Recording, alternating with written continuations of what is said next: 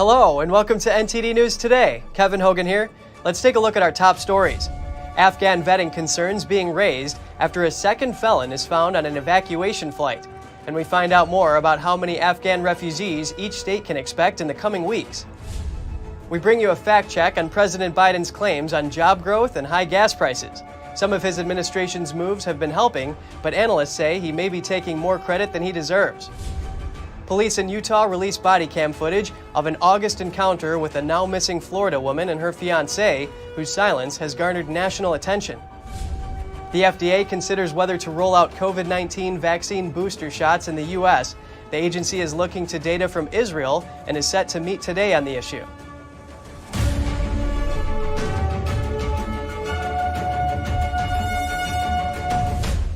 A second felon has reportedly been found on an Afghan evacuation flight arriving in the United States.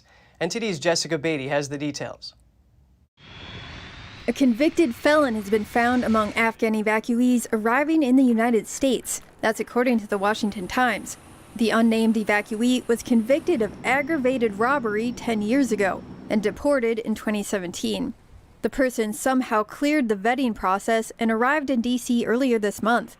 It follows another case of a man who recently arrived after being deported following a rape conviction. Last week, the Homeland Security Secretary defended the vetting process, saying they work with multiple agencies.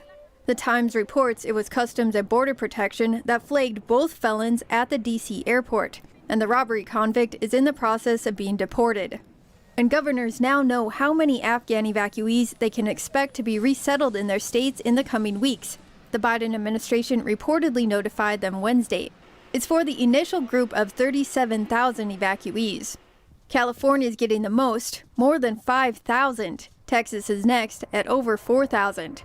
Only 4 states and Washington, D.C. won't be getting any. Some have brought up that many are being placed in battleground states. But Karl Rove told Fox News he doesn't think there's anything underhanded going on. He says placement is based on a couple factors. One is whether states have the resources.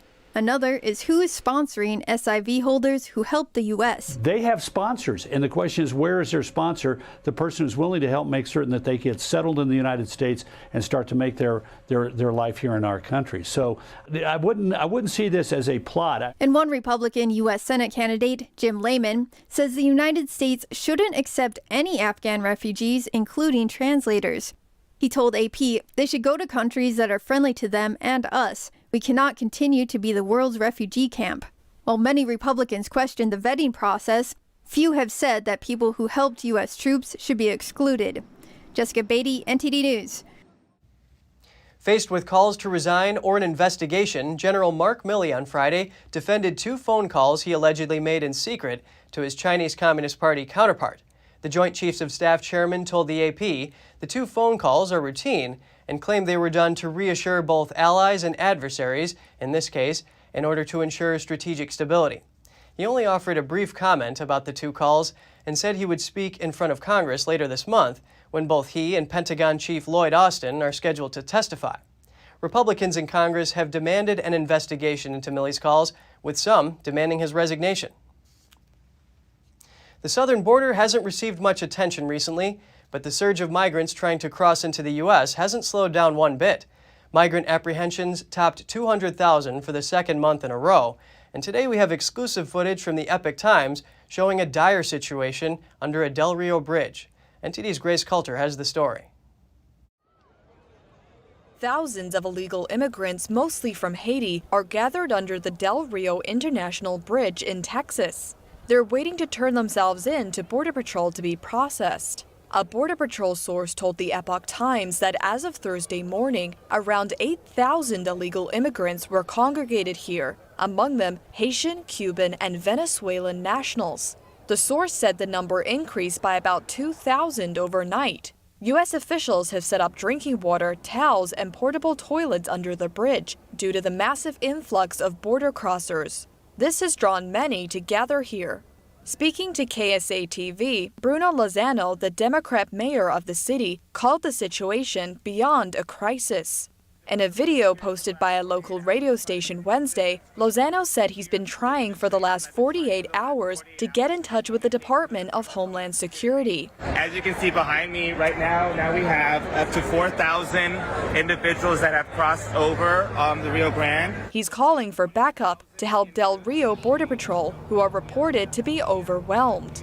Lozano said Del Rio already has 2,000 to 3,000 illegal immigrants in detention and said he's been provided information that another 20,000 migrants are on their way to the area from Mexico. So what is the Border Patrol, the Del Rio sector, supposed to do with an influx of not just 4,000, but potentially 20,000 migrants that are coming into the Del Rio sector? Administration, I did give you the stark warning back in February that something like this could happen in the Del Rio area.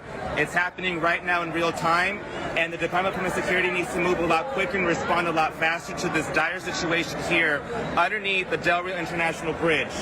The Biden administration is also facing criticism for allowing tens of thousands of migrants to enter the U.S. without being tested for or vaccinated against the CCP virus, while simultaneously imposing vaccine mandates on Americans. According to new data from Customs and Border Protection, arrests at the border topped 200,000 for the second consecutive month and are still on track to set a new yearly record. In August, Border Patrol agents apprehended just over 208,000 people, including nearly 19,000 unaccompanied children. Among them were these two, a 2-year-old girl and a 3-month-old boy, who were found abandoned along the Rio Grande River Tuesday. CBP said a note was left with them, identifying the pair as siblings from Honduras. Numerous border experts and elected officials are calling on the Biden administration to take immediate action to secure the border. Grace Coulter, NTD News. The U.S. Federal Aviation Administration has imposed a ban on drones flying over the South Texas Bridge. That's after photos emerged showing thousands of illegal immigrants under it in recent days. Images captured by the Epoch Times show thousands of illegal immigrants congregating under the bridge as they wait to be processed by Border Patrol. The FAA issued a notice on September 16th announcing a temporary ban on drones over the area until September 30th. Special security reasons is the only explanation given. The ban prevents media from capturing aerial footage showing conditions at the site. In a statement to Fox News, the FAA said the no-fly zone ban was imposed at the request of the U.S. Border Patrol, but they noted that media can make a request for an exemption.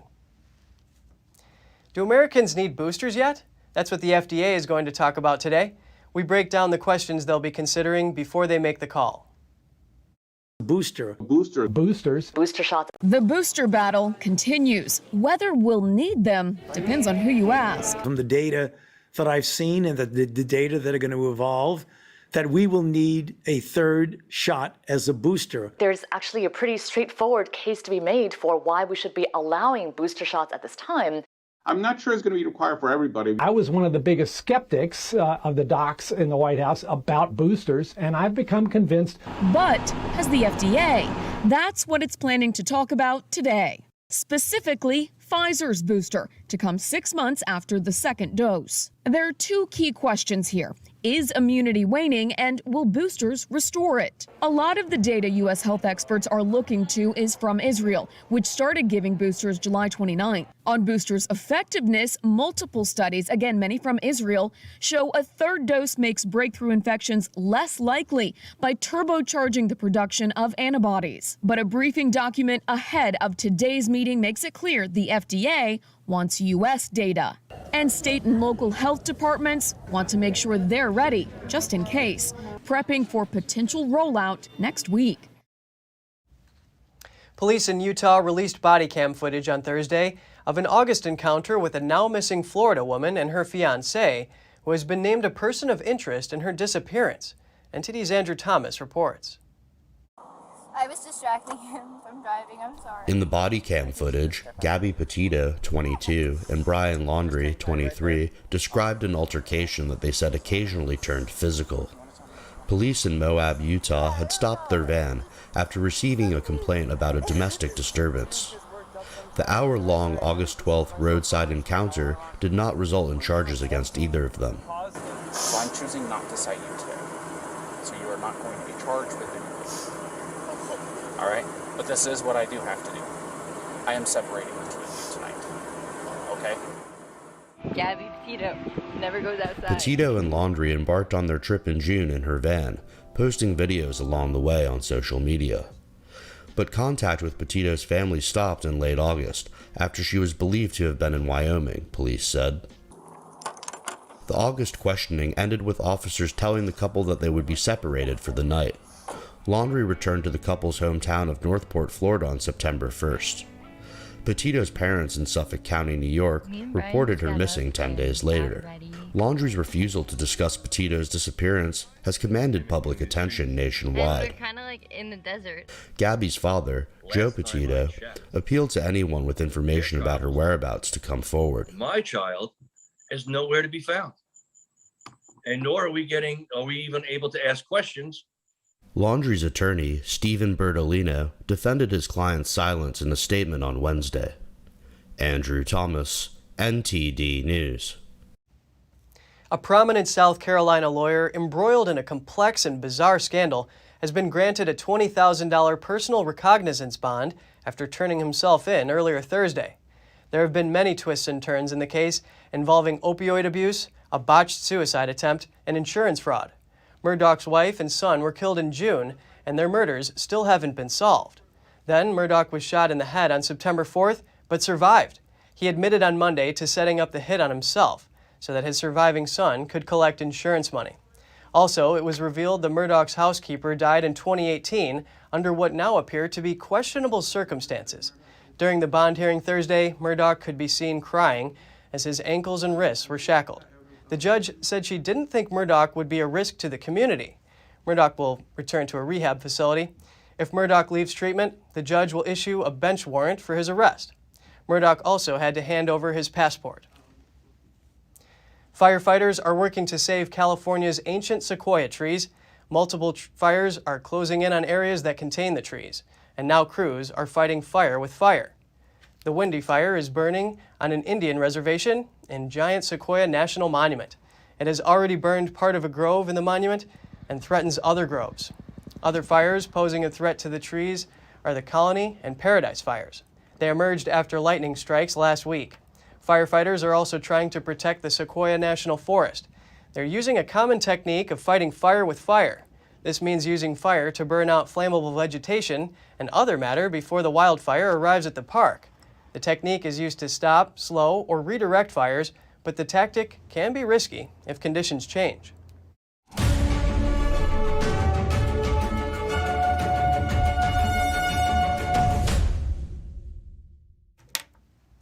If you're looking to earn some extra cash, the New York Police Department says it would like to help. On Thursday, the NYPD tweeted they'll pay cash in return for weapons. No questions asked. The department says it will hand out $200 in prepaid cards and iPads in exchange for handguns and assault rifles.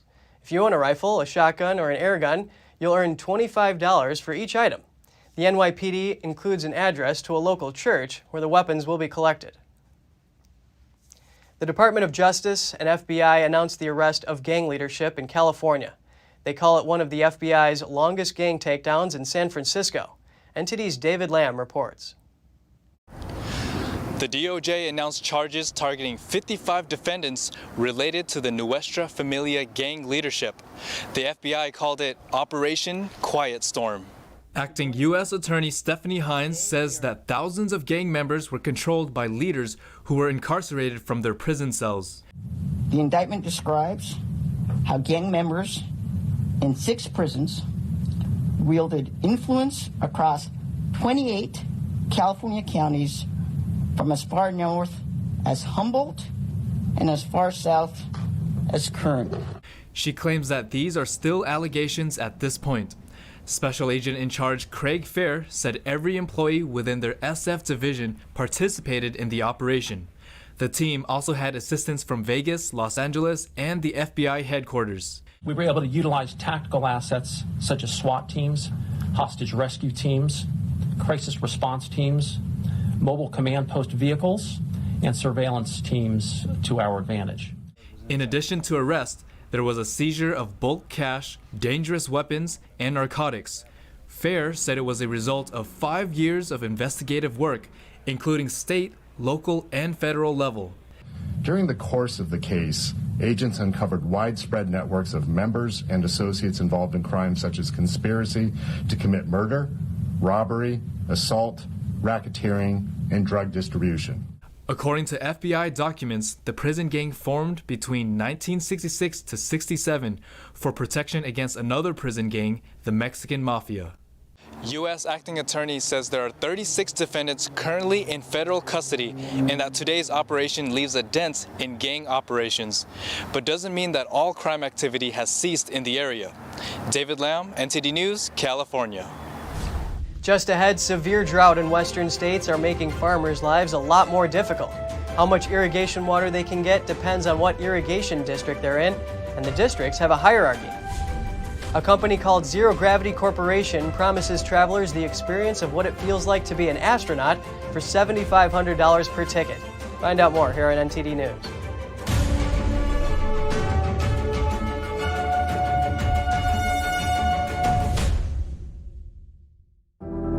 Secure, the true solution for your digital privacy and security. Secure is a private and secure messaging and email solution hosted in Switzerland, using military-grade encryption and Swiss privacy laws, giving you true privacy.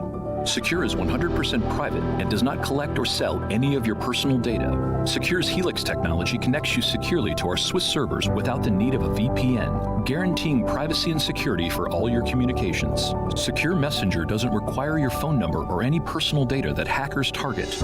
Chat by Invites allows you to chat privately and securely with anyone outside of your secure network without the need for others to download Secure. Secure Send offers you a private and secure way to email anyone outside of Secure.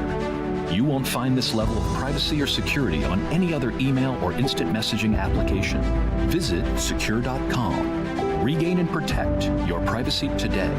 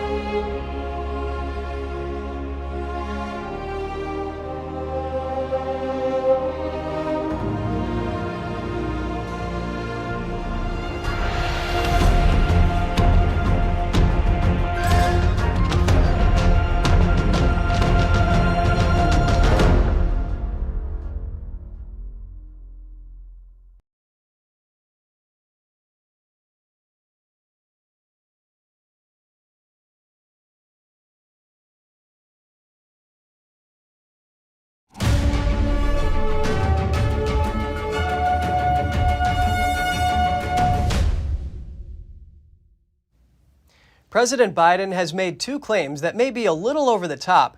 He claims his actions have accelerated job growth and that bad actors are responsible for high gas prices, but some analysts have a different take. President Biden compares the 60,000 new jobs per month in the 3 months leading up to his inauguration with the last 3 months, which saw a rate of about 750,000 new jobs per month. Biden attributes the difference to his American Rescue Plan. It did play an important role as it expanded unemployment benefits and increased spending as more people had money at their disposal. Yet, according to the Associated Press, analysts say the surge in hiring is a result of the economy opening up after a winter spike in virus infections passed. That's on top of sweeping vaccinations at over 3 million a day in the spring. This allowed bars and restaurants to open, as well as entertainment venues, and airplanes and hotels started filling up. On to Biden's second claim, that gas prices should be going down, but they aren't on account of bad actors meddling during the pandemic. Right now, gas is $3.19 per gallon nationwide on average. That's according to AAA. That hasn't changed in a month, but gas is $1 more expensive than a year ago at this time.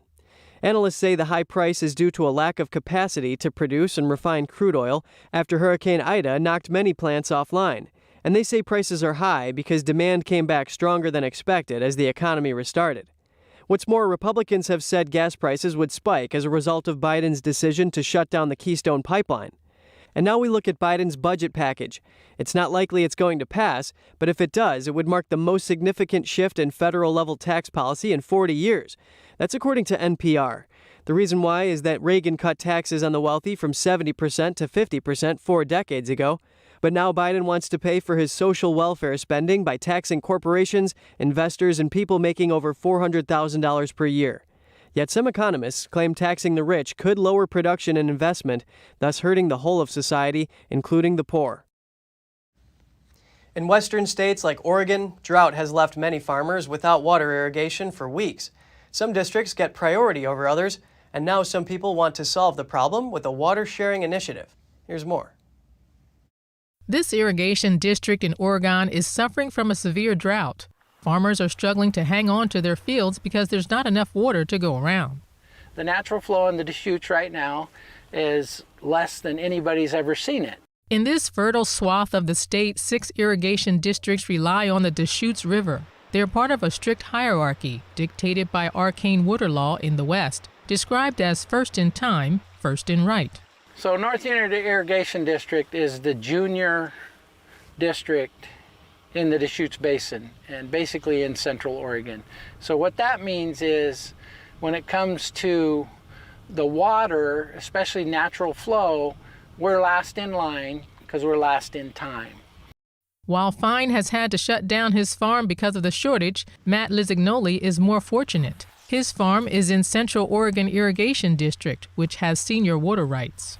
We have had adequate water here, but being able to farm up on the North Unit Irrigation District, I also feel the burn and how it's hurt us up there as far as what we can and can't do. All my crops up there were diminished as far as the tonnage and yield and quality because we had the water shut off so early. Some are proposing a new solution, allowing farmers with excess water to lease their water to those in need, regardless of what irrigation district they're in. The nonprofit Deschutes River Conservancy and the Central Oregon Irrigation District are studying how feasible those market-driven incentives could be. We just want to be able to move water around more flexibly on a voluntary incentive-based basis. So if somebody wants to use less water in Central Oregon Irrigation District, for example, they should have an easier time letting North Unit Irrigation District or other junior districts pick up that water. But for now, after 3 years of crippling drought, farmers in irrigation districts with lower priority have few immediate alternatives in sight. As SpaceX, Blue Origin, and Virgin Galactic all compete on the frontier of commercial spaceflight, another company is offering thrill seekers something close to the real thing. NTD's Andrew Thomas reports. The zero-gravity experience promises travelers the experience of what it feels like to be an astronaut. They float weightlessly in the cabin of a customized Boeing 727. You can't really define it. It's not like parachuting. When you jump out of a plane with a parachute and you're falling to Earth, the wind is ripping, you feel like you're falling. You don't feel like you're falling in zero G. You're literally suspended in air. For $7,500 per person, you can book a 90-minute trip on board the G-Force One. Inside the modified plane, about 2/3 of it is open space. Participants can float, flip, do somersaults, and hang upside down. We've flown Stephen Hawking on the plane. We've flown, astronauts. Richard Branson, Elon Musk have flown on the plane.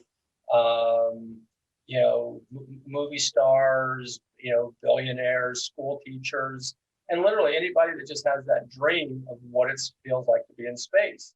The plane begins flying at an altitude of about 24,000 feet. The pilots then increase the angle of the aircraft and the altitude, and push up over the top of the parabolic arc. That's when the passengers feel weightless and begin to float. This lasts for about 20 to 30 seconds until the plane descends back down to 24,000 feet, and gravity pulls the passengers down to the floor. Pilots repeat this maneuver about 15 times during the 90-minute flight. When people go up on the flight in the first parabola, everybody's giggling and wow and other exclamations because they've never felt anything like this, and they're like children again. Zero G has been offering flights since 2004. This year, GOAD said there will be 65 to 70 flights taking off across the U.S. Andrew Thomas, NTD News. Coming up, Venezuela's exiled opposition leader is asking for U.S. help to fight the Maduro regime. At the same time, the regime is looking to bring a jailed envoy into ongoing talks with the opposition. And ahead of Russia's upcoming election, Putin's party is working to keep the opposition off the ballot. It's also campaigning in eastern Ukraine, an area controlled by separatists. All that and more in just a minute.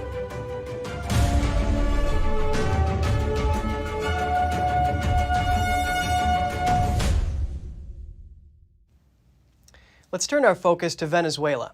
The country's exiled opposition leader is speaking out for U.S. help in an effort to fight the Maduro regime.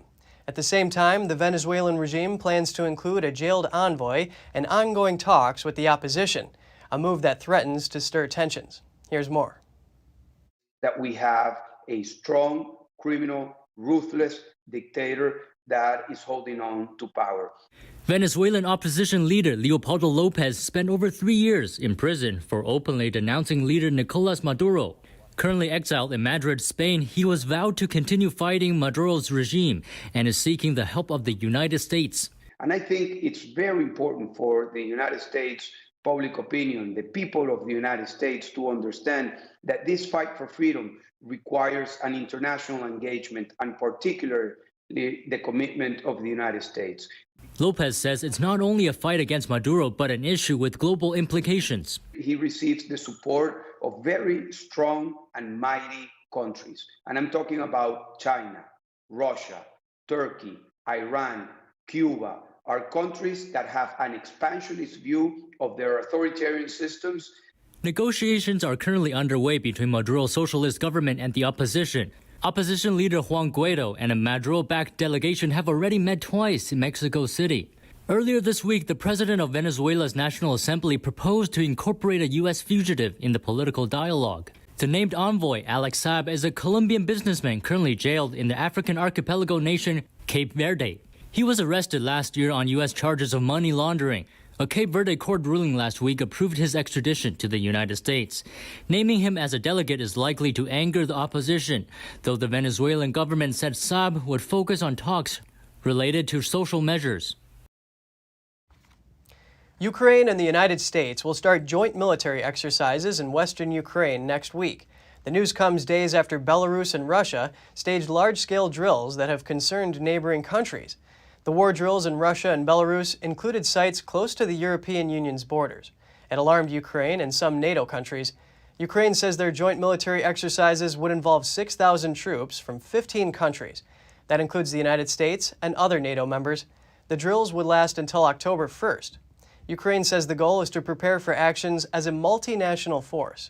Ukraine views the military exercises as an important step on the path to NATO. It believes membership would strengthen its resistance to Russian aggression. As Canada's election race enters its final weekend, Prime Minister Justin Trudeau is redoubling efforts to motivate supporters, knowing his bid for re-election on Monday could be doomed by low turnout. Trudeau is trying to pull in the lead, with just days to go before the vote. Opinion polls show his centre-left Liberals will likely fail to win a majority in Parliament. His central pitch? Canada needs someone clear on the need for vaccinations. The choices that leaders make in a crisis matter.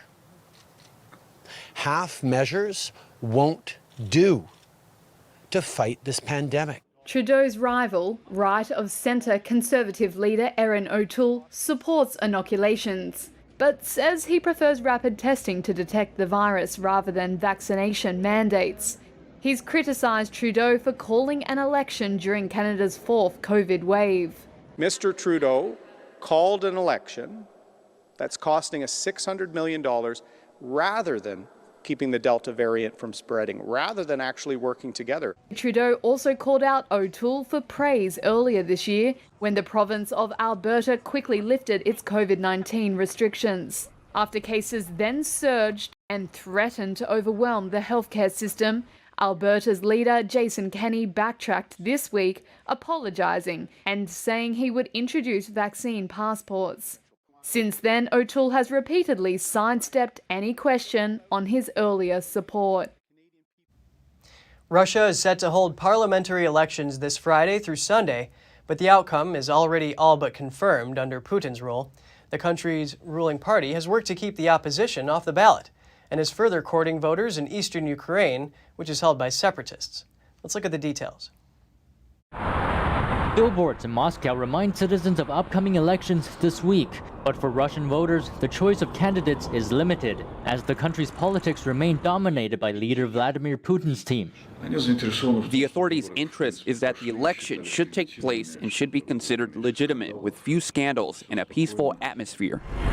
Only 14 out of the initial 32 parties were registered by the Russian Central Election Commission. The country's ruling party, United Russia, has won every parliamentary election since Putin took power. It's almost certain that it will continue to hold the reins this year. But its popularity ratings have slid over stagnant living standards.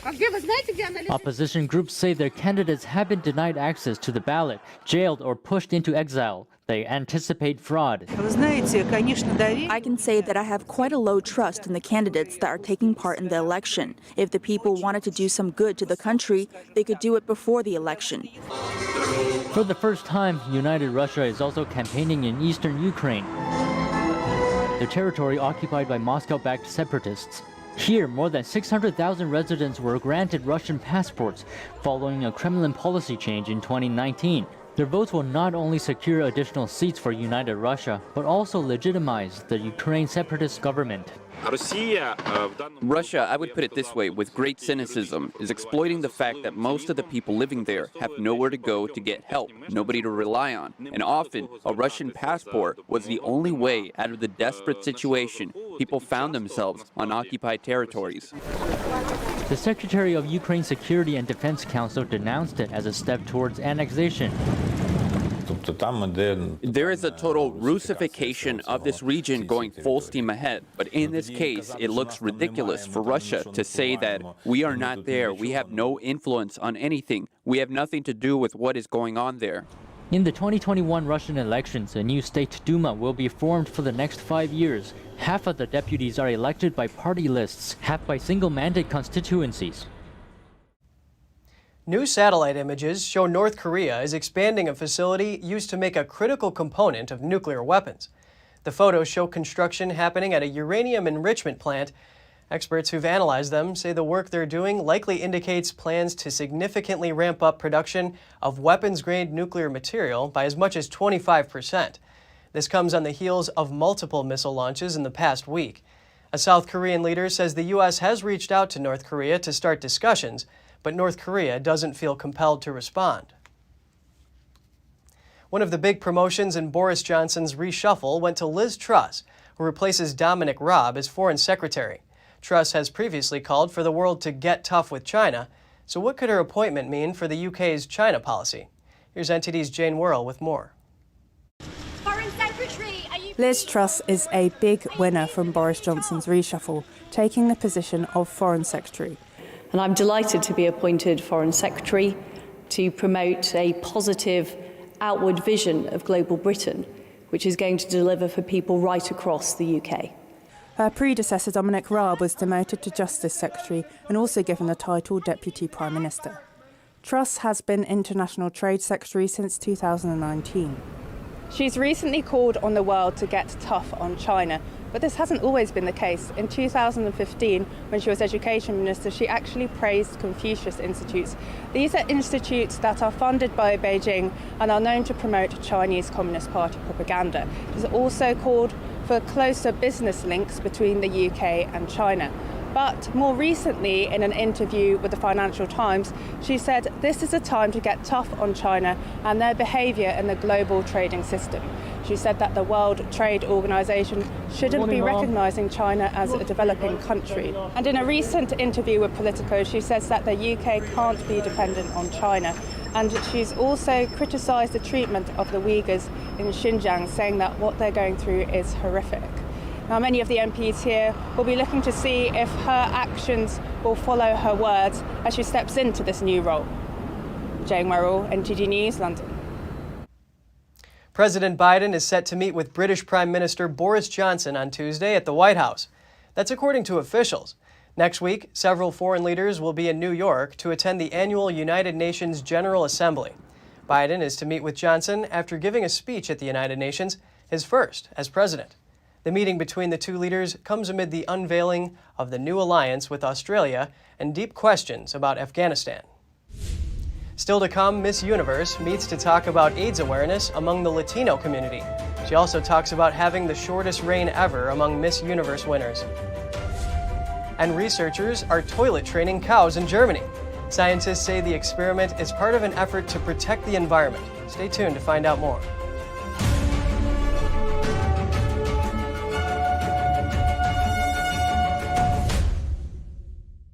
"90% of news outlets in the United States are controlled by 6 corporations. They're not out to tell you the truth of what's happening.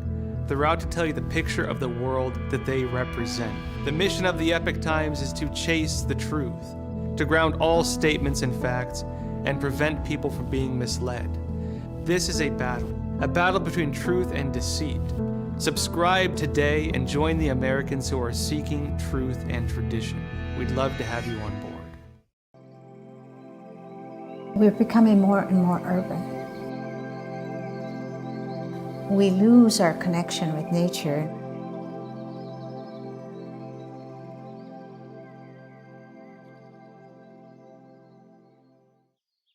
This little girl lives in a world of natural beauty, nature all around her. Not everybody has this opportunity. Things are growing all around her. All sort of handmade things.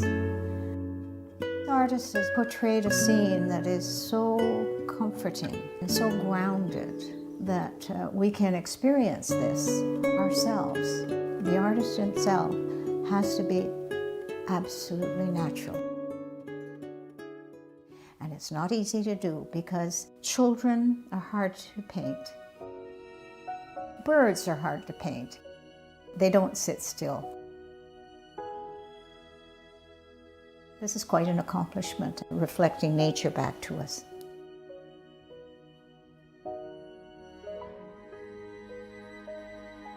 It's just a pure, natural painting.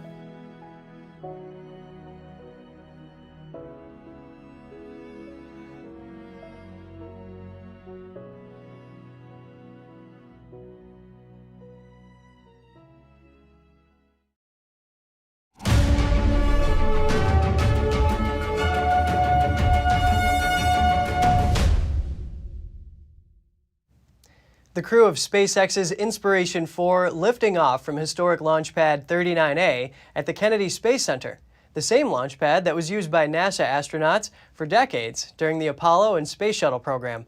But not one of the 4 people inside this Crew Dragon capsule is a professional astronaut. A few have come before and many are about to follow. The door's opening now, and it's pretty incredible. Jared Isaacman, the 38-year-old billionaire entrepreneur and pilot who funded the whole flight, believes that this first all-civilian mission to orbit will change perceptions about who gets to go to space. 29-year-old Haley Arsenault is a pediatric cancer survivor with a prosthetic leg, which would have immediately disqualified her from becoming a NASA astronaut. Cyan Proctor applied to be a NASA astronaut in 2009 and was a finalist, but didn't make the cut. And Chris Simbrowski is an engineer who always dreamed about going to space, but didn't think he had the right stuff to actually be an astronaut.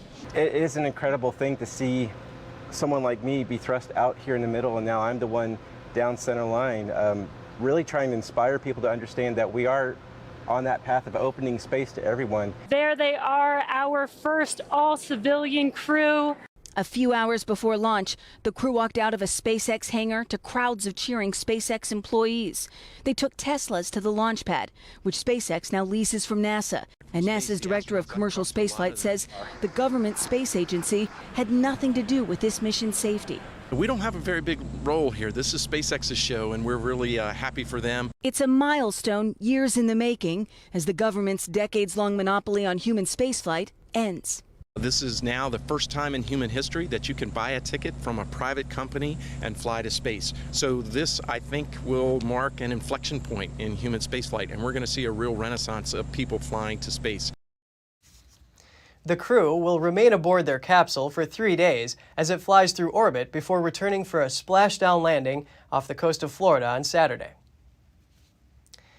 In a research project, a herd of cows is going through toilet training in Germany. The idea originated from a radio talk show joke, but scientists say their motive is to protect the environment. Here's more. Inside a German research institute, this Holstein cow is going to the bathroom. Behavioral scientists there have toilet trained 11 out of 16 cows as part of an experiment.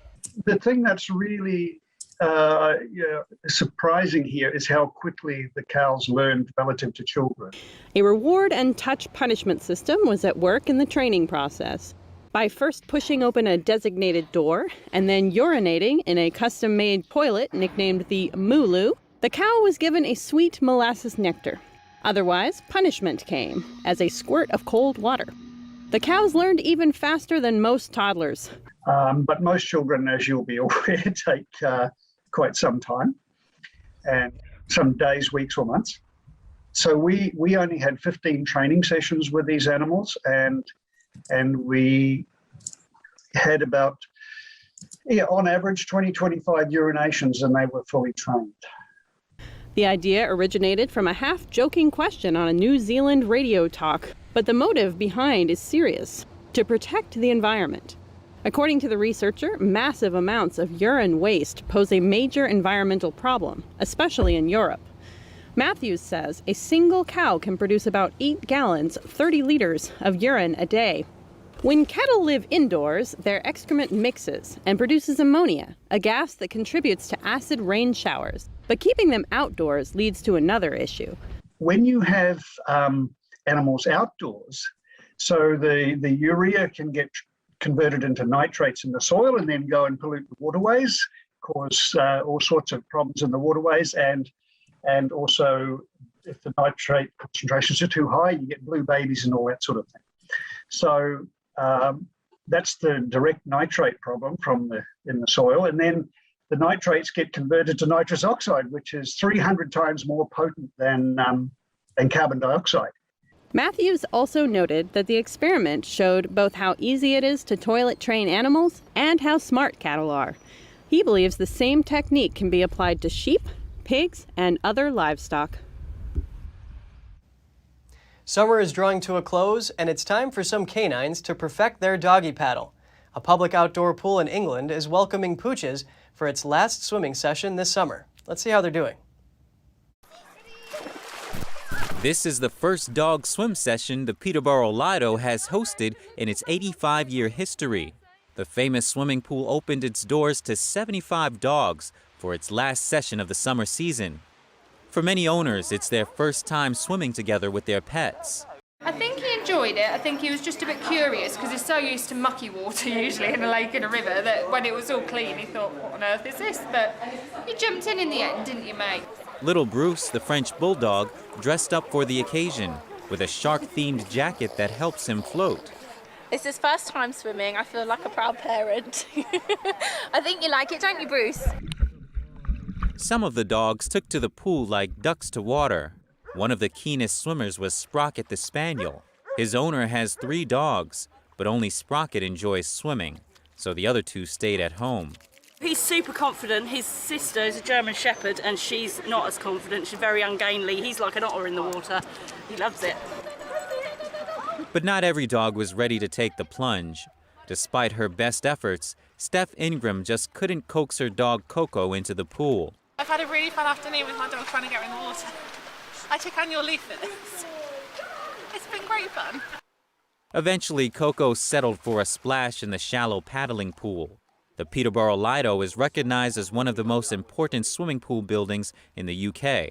The general manager of the pool came up with the idea for the dog swim. We just thought that it looked a really fun and special event that would attract quite a lot of attention from people in the local area.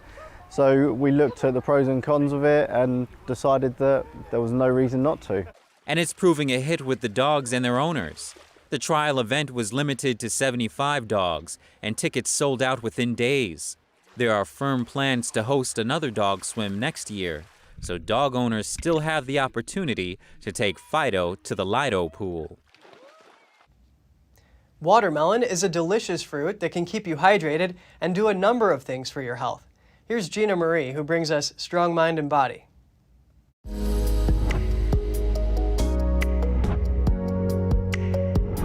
Welcome to Strong Mind and Body, I'm Gina Marie. It's more than just a refreshing dessert or a treat for hot days. Watermelon is a proven medicinal food.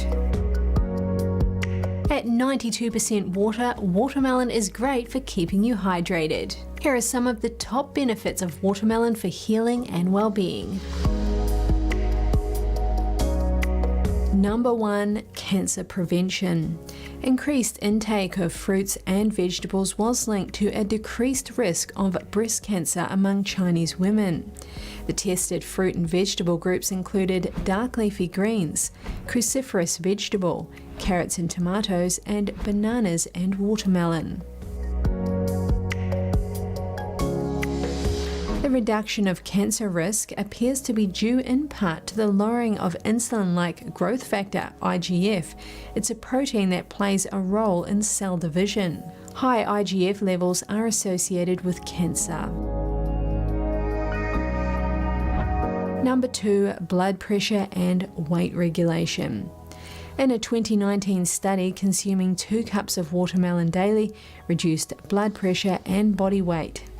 The study compared the effects of consuming the fruit versus a low-fat cookie snack for 4 weeks on body weight, blood pressure, glucose, and insulin levels. The researchers noted as a natural food that provides fiber, micronutrients, and bioactive phytochemicals, watermelon may be a healthier alternative to conventional snacks. Number 3, prevention of macular degeneration. Lycopene, which watermelon is rich in, is found in parts of the human eye and helps protect against both oxidative damage and inflammation. It may also help prevent age-related macular degeneration. That's a common blindness-causing condition in the elderly. In an experimental study, subjects with low lycopene serum concentrations were at a high risk of macular degeneration. Watermelon is a great snack any time of the day. It also works really well as a juice. Simply cut the watermelon into chunks and add it to the blender with a touch of water. The third Mexican woman to be crowned Miss Universe is having the shortest reign in history due to the pandemic. She's trying to make the most of her time, working on raising awareness about HIV/AIDS among Latinos. To be honest, at the beginning I was a little sad because I was not going to have a whole year as Miss Universe. But I arrived to the competition with that in mind. I knew that it was going to be the shortest reign in history. So I've been trying to do as much as I can with this time and always keeping in mind the situation that we're living in. So I've been trying to do as much as I can, and it's not set in stone. Meza was crowned in May after the contest was canceled in 2020. She says her term could be extended if the next Miss Universe competition is delayed past its December 2021 scheduled start date. The Latino Commission on AIDS presented the 26-year-old with an honor. AIDS disproportionately affects Hispanics in the United States. A representative from the commission says Hispanics account for 22% of new HIV infections in the country. Thanks for watching. At NTD, we're honored to be your source for the news. Catch us again tonight at 6:30 Eastern. In New York City, I'm Kevin Hogan.